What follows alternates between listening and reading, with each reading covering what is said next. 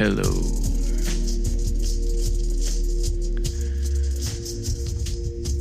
Happy Wednesday. Happy Hump Day. If you like the music, I made it.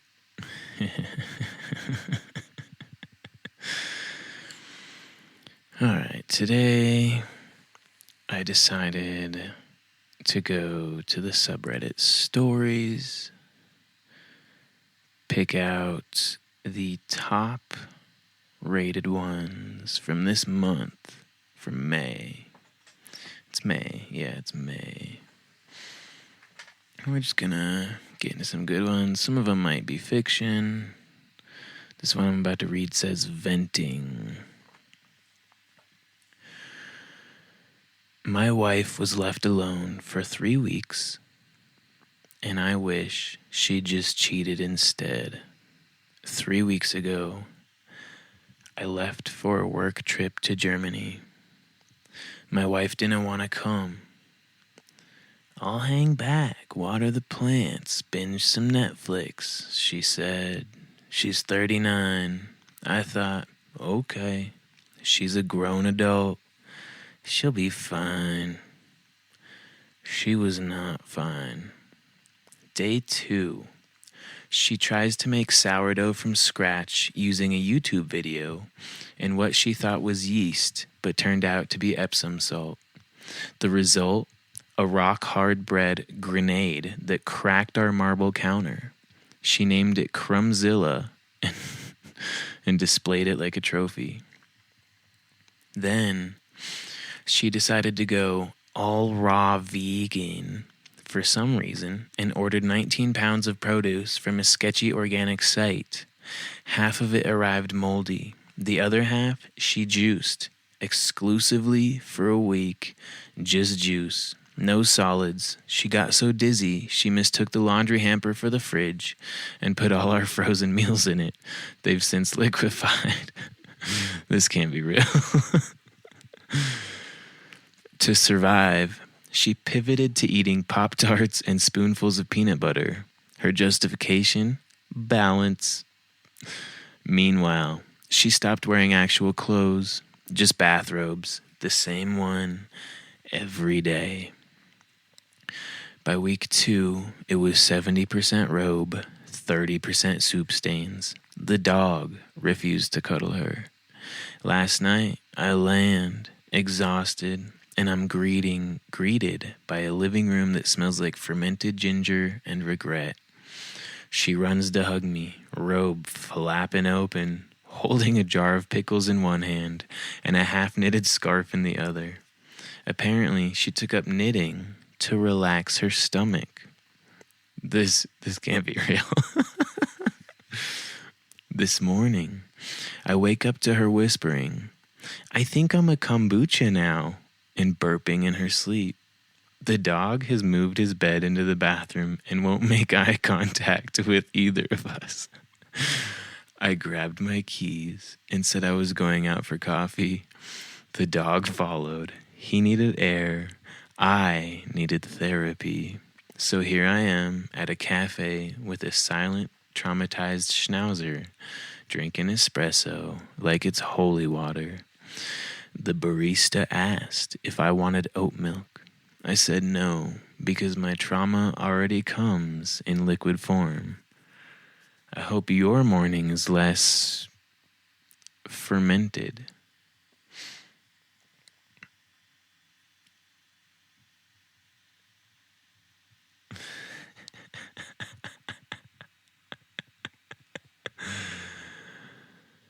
All right, yes. This was fiction. He does say so in an edit at the end.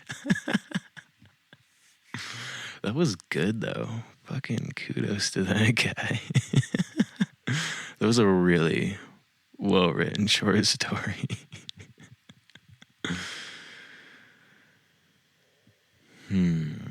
Should we do more fiction or a non-fiction? Maybe we'll make it a fiction episode.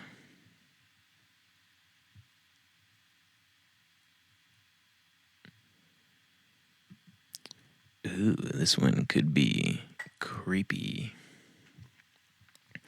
Love a little bit of creep.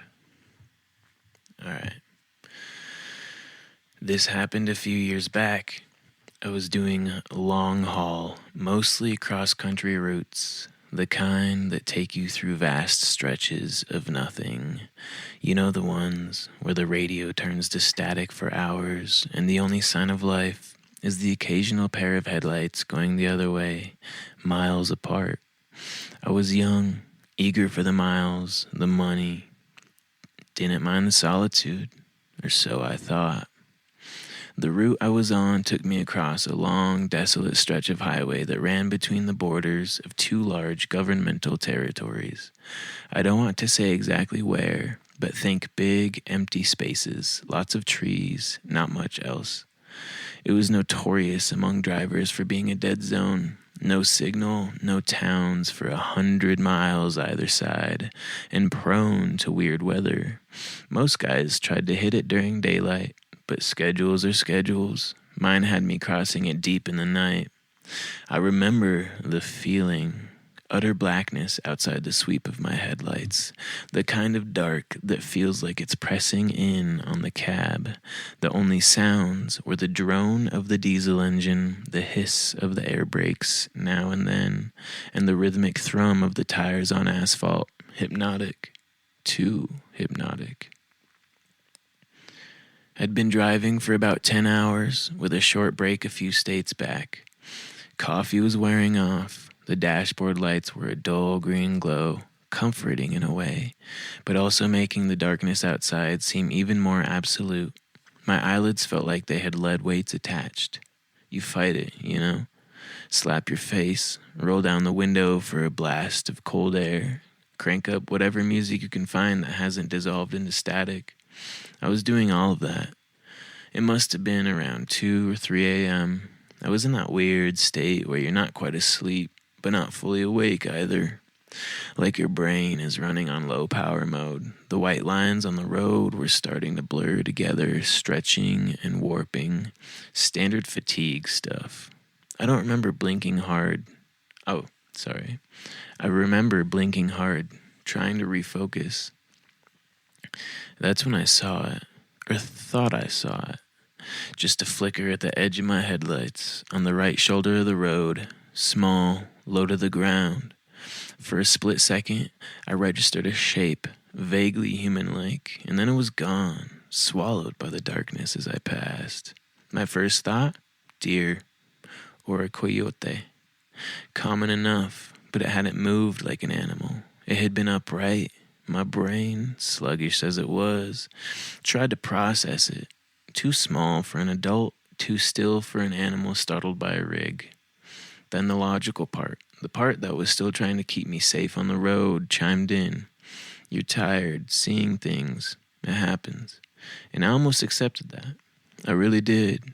Shook my head, took a swig of lukewarm water from the bottle beside me, kept my eyes glued on the road ahead. The image, though, it kind of stuck. A small, upright shape, like a child. No way, I told myself. Out here? Middle of nowhere? Middle of the night? Impossible. Kids don't just wander around on interterritorial highways at 3 a.m. It had to be a trick of the light, a bush, my eyes playing games. I've seen weirder things born of exhaustion. Shadows that dance, trees that look like figures. It's part of the job when you're pushing limits.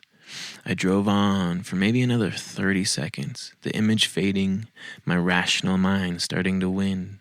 Just a figment. Then I glanced in my passenger side mirror. Habit. I'm always checking. And my blood went cold. Not just cold. It felt like it turned to slush. There, illuminated faintly by the red glow of my trailer lights receding into the distance, was the reflection of a small figure, standing on the shoulder of the road, exactly where I thought I'd seen something. It wasn't a bush, it wasn't a shadow, it was small, and it was definitely standing there, unmoving, as my truck pulled further and further away. My heart started hammering against my ribs. This wasn't fatigue, this was real. There was something back there, and it looked tiny. Every instinct screamed at me, danger, wrong, keep going. But another voice, the one that makes us human, I suppose, whispered something else. A kid, alone out here. What if they're hurt, lost? I fought with myself for a few seconds that stretched into an eternity. The image in the mirror was getting smaller, fainter. If I didn't act now, they'd be lost to the darkness again. God, the thought of leaving a child out there, if that's what it was. Against my better judgment, against that primal urge to just floor it, I made a decision. I slowed the rig, the air brakes hissing like angry snakes. Pulled over to the shoulder, the truck groaning in protest. Put on my hazards, the rhythmic flashing cutting into the oppressive blackness. Then, I did what you're never supposed to do with a full trailer on a narrow shoulder. I started to reverse, slowly, carefully, my eyes flicking between the mirrors, trying to keep the trailer straight, trying to relocate that tiny figure. The crunch of gravel under the tires sounded unnaturally loud. It took a minute, maybe two, but it felt like an hour. The red glow of my taillights eventually washed over the spot again, and there it was, a kid. I stopped the truck so my cab was roughly alongside them, maybe 10 feet away. Switched on the high beams, hoping to get a better look, and also to make myself clearly visible as just a truck, not something else. The kid was small, really small. I'd guess maybe 6, 7 years old. Hard to tell in the glare. They were just standing there on the very edge of the gravel shoulder, right where the trees began. The woods pressed in close on this stretch of road, tall, dark pines and dense undergrowth that looked like a solid black wall just beyond the reach of my lights. The kid wasn't looking at me. They were facing sort of parallel to the road, just walking slowly, like they were on a stroll, completely oblivious to the massive 18-wheeler that had just pulled up beside them, engine rumbling, lights ablazing. They were wearing what looked like pajamas.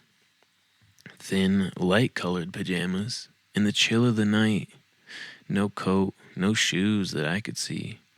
My mind reeled. This was wrong. So many levels of wrong. I killed the engine. The sudden silence was almost deafening, amplifying the crickets, the rustle of leaves in the woods from a breeze I couldn't feel in the cab. My heart was still thumping, a weird mix of fear and adrenaline and a dawning sense of responsibility. I rolled down the window. The night air hit me, cold and damp, carrying the scent of pine and wet earth. "Hey," I called out. My voice sounded hoarse, too loud in the quiet. "Hey, kid." No response. They just kept walking, one small bare foot in front of the other, at a pace that was taking them absolutely nowhere fast. Their head was down, slightly. I couldn't see their face properly. "Kid, are you okay?" I tried again, louder this time. Slowly, so slowly, the kids stopped. They didn't turn their head fully, just sort of angled it a fraction, enough that I could see a pale sliver of cheek in the spill of my headlights. Still not looking at me, still ignoring the multi-ton machine idling beside them. A prickle of unease ran down my spine. Not the normal kind of unease. This was deeper, colder. Animals act weird sometimes, but kids, a lost kid should be scared, relieved, something. This one was nothing. "What are you doing out here all alone?" I asked, trying to keep my voice calm, friendly, like you're supposed to with a scared kid. even though this one didn't seem scared at all. It's the middle of the night. Silence. Just the sound of their bare feet scuffling softly on the gravel as they took another step and then another, as if my presence was a minor inconvenience, a background noise they were choosing to ignore. This wasn't right. My internal alarm bells were clanging louder now. My hand hovered near the gear stick. A part of me wanted to slam into drive and get the hell out of there. But the image of this tiny child, alone, possibly in shock, I couldn't just leave. Could I? Where are your parents? I pushed, my voice a bit sharper than I intended. Are you lost? Finally, the kids stopped walking completely. They turned their head just a little more, still not looking directly at my cab, more towards the front of my truck, into the glare of the headlights. I could see their face a bit better now, pale, featureless in the harsh light, like a porcelain doll. Small, dark smudges that might have been eyes, no expression, none, not fear, not sadness, not relief, just blank, an unreadable slate. Then a voice, small, thin, like the rustle of dry leaves. Lost?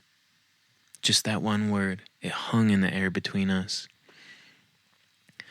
Relief washed over me, quickly followed by a fresh wave of concern. All right, lost. That's something I can deal with. Okay, kid, lost is okay. We can fix lost. Where do you live? Where were you going? The kid finally, slowly turned their head fully towards my cab, towards me. I still couldn't make out much detail in their face. The angle, the light, something was obscuring it, keeping it in a sort of shadowy vagueness, despite the headlights. But I could feel their gaze. It wasn't like a normal kid's look. There was a weight to it, an intensity that was deeply unsettling for such a small form. Home, the kid said, that same thin, reedy voice, trying to get home. Right, home. Where is home? I asked, leaning forward a bit, trying to project reassurance. Is it near here? Did you wander off from a campsite? A car? There were no campsites for miles, no broken down cars on the shoulder. I knew that. The kid didn't answer that question directly.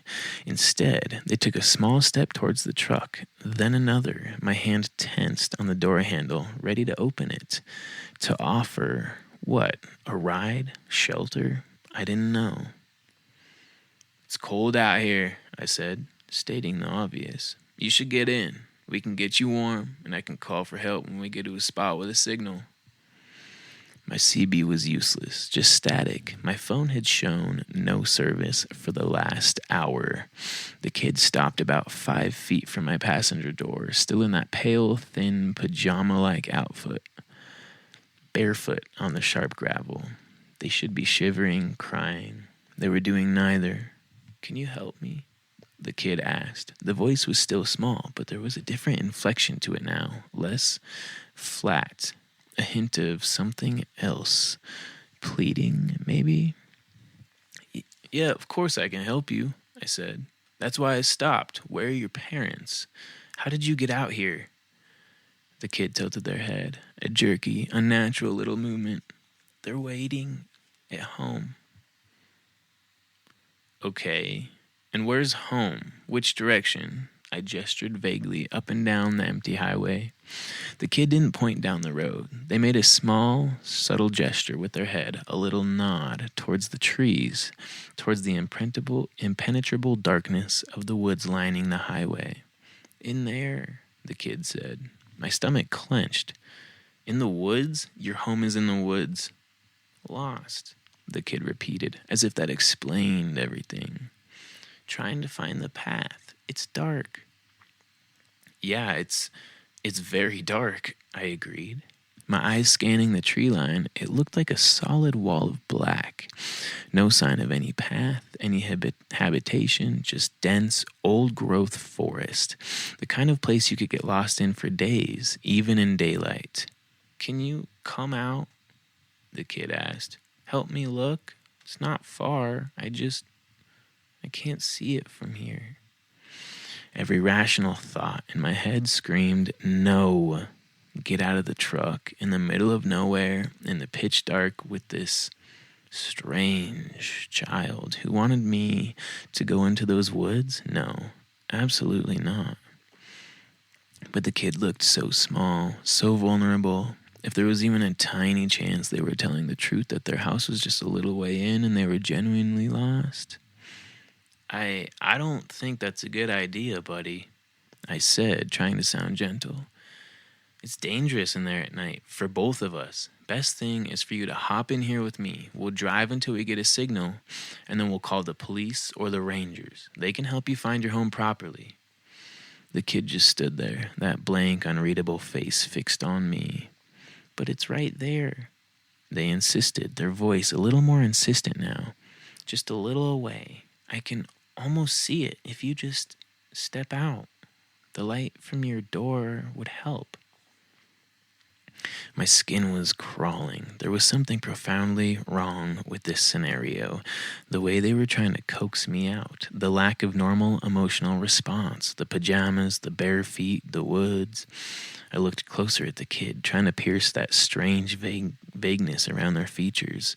My headlights were bright, but it was like they absorbed the light rather than reflected it. Their eyes, I still couldn't really see their eyes, just dark hollows. I really think you should get in the truck, I said, my voice firmer now. It's warmer in here. We can figure it out together. The kid took another step closer. They were almost at my running board now. Please, they said, that ready, reedy voice again. My leg hurts. I can't walk much further. If you could just help me a little, just to the path. My internal conflict was raging. My trucker instincts, honed by years of seeing weird stuff and hearing weirder stories at truck stops, were blaring warnings. But the human part, the part that saw a child in distress, was still there, still arguing. I was tired, so damn tired. I wasn't thinking straight. Maybe this was all some bizarre misunderstanding. I squinted, trying to see past the kid, towards the tree line they'd indicated. Was there a faint trail I was missing? A flicker of light deep in the woods? No, nothing. Just blackness. Solid, unyielding blackness. And then I saw it. It wasn't something I saw clearly at first. It was more like an anomaly, a disturbance in the darkness behind the kid. The kid was standing with their back mostly to the woods, facing my truck. Behind them, the darkness of the forest was absolute, or it should have been. But there was something connected to them, something that stretched from the small of their back, from under the thin pajama top, and disappeared into the deeper shadows of the trees. At first, I thought it was a trick of the light, a weird shadow cast by my headlights hitting them at an odd angle. Maybe a rope they were dragging, a piece of clothing snagged on a branch. I leaned forward, trying to get a clearer view. The kid was still talking, their voice low, persistent murmur. It's not far. Please, just help me. I'm so cold. But I wasn't really listening to the words anymore. I was focused on that thing behind them. It wasn't a rope. It wasn't a shadow. It was a tube. A long, dark, thick tube. It seemed to emerge directly from the kid's lower back, impossibly, seamlessly. It was dark matte, like a strip of the night itself giving form, and it snaked away from the child maybe 10, 15 feet before disappearing into the inky blackness between two thick pine trunks.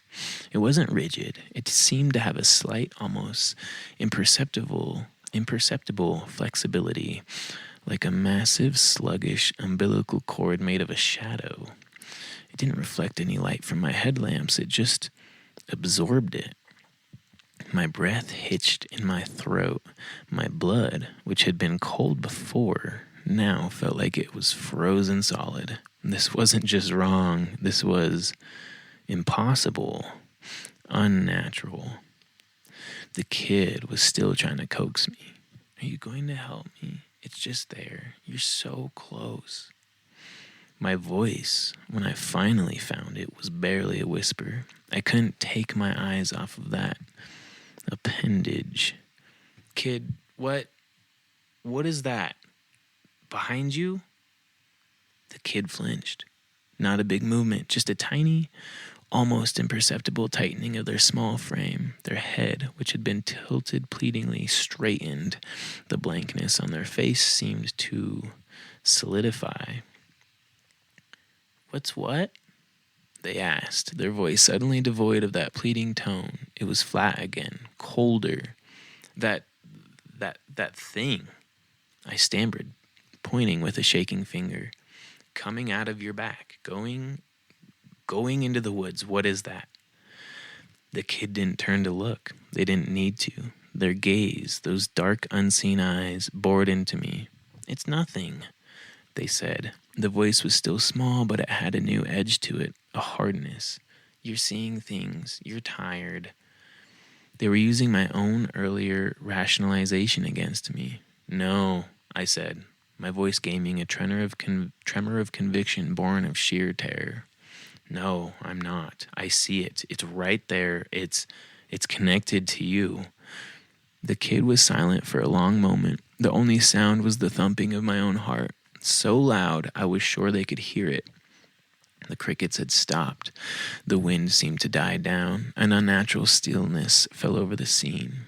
Then the kid's face began to change. It wasn't a dramatic movie monster transformation. It was far more subtle and far more terrifying. The blankness didn't leave, but it sharpened. The pale skin seemed to tighten over the bones. The areas where the eyes were, those dark smudges, seemed to deepen, to become more shadowed, more intense, and a flicker of something ancient and utterly alien passed across their features. It wasn't human anger. It was something older, colder, and infinitely more patient, now strained to its limit. The air in my cab suddenly felt thick, heavy, hard to breathe. Just come out of the truck, the kid said, and the voice, oh God, the voice.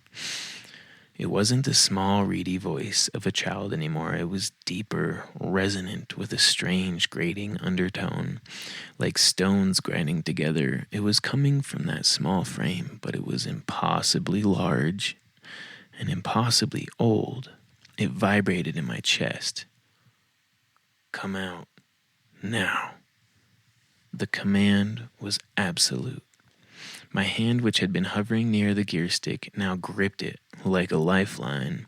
My other hand fumbled for the ignition key, which I'd stupidly left in. What are you?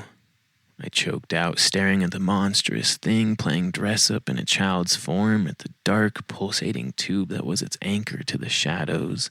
The kid's head tilted again, that jerky, unnatural movement.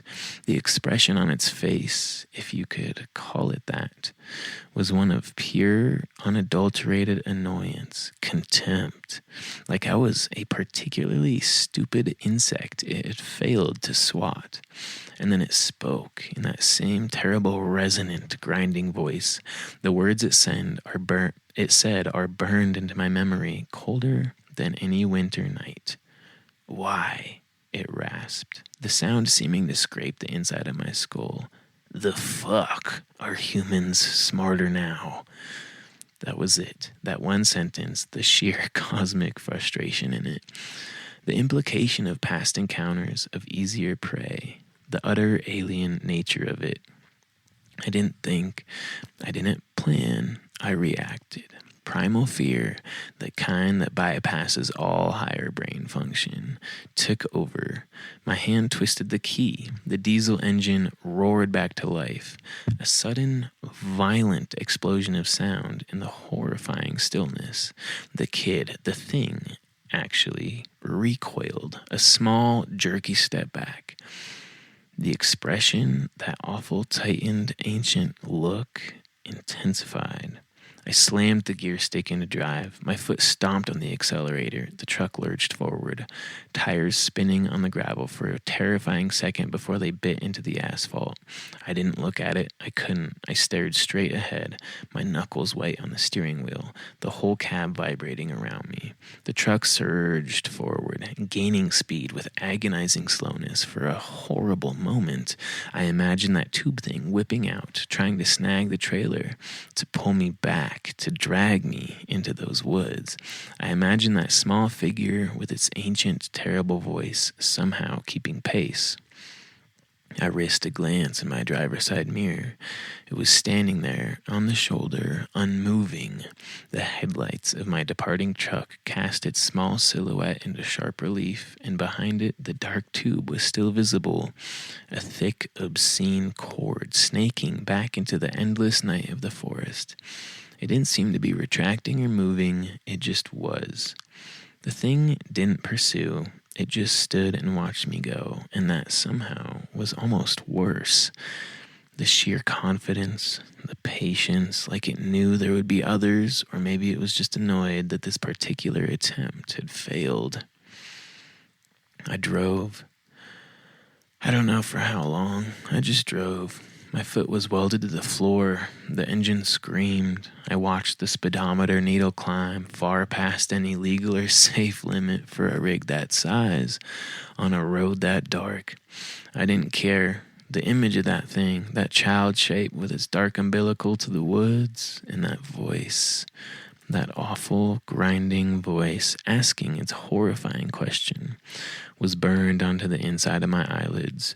I must have driven for an hour, maybe more, at speeds that should have gotten me killed or arrested before the adrenaline started to fade, replaced by a bone-deep, shaking exhaustion that was more profound than any fatigue I'd ever known. My hands were trembling so violently I could barely keep the wheel straight. Tears were streaming down my face, not from sadness, but from sheer, unadulterated terror and relief.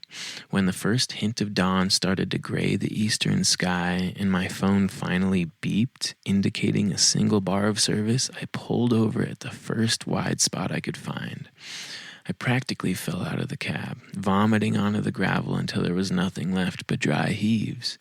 I sat there on the cold ground, shaking for a long time, watching the sun come up, trying to convince myself that it had been a dream, a hallucination brought on by an exhaustion.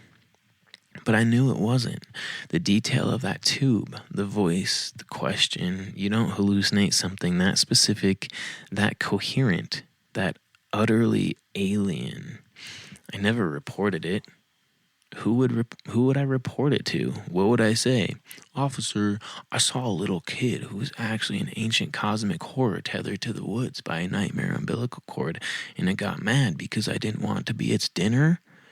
They'd have me locked up. Breathalyzed me, drug tested me, sent me for a psych eval.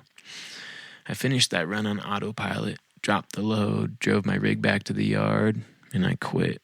I told them I was burned out, needed a break. They tried to convince me to stay, offered me different routes, more pay. I just couldn't. Every time I closed my eyes, I saw that kid, that tube, those woods. Ugh. Every dark road felt like a trap. I found a local job, something that keeps me home at night. I don't drive in remote areas anymore if I can help it, especially not at night. I still have nightmares. Sometimes when I'm very tired, driving home late from somewhere, I'll see a flicker at the edge of my vision on the side of the road, and my heart will beat its way out of my chest. I don't know what that thing was, an alien, a demon, something else. Something that doesn't fit into our neat little categories. All I know is that it's out there, and it's patient, and it seems to have learned that its old tricks aren't as effective as they used to be. Why the fuck are humans smarter now? That question haunts me. It implies they weren't always. It implies that once upon a time we were easier. That maybe, just maybe, people like me, tired and alone on dark roads, used to just step out of the cab when asked and were never seen again.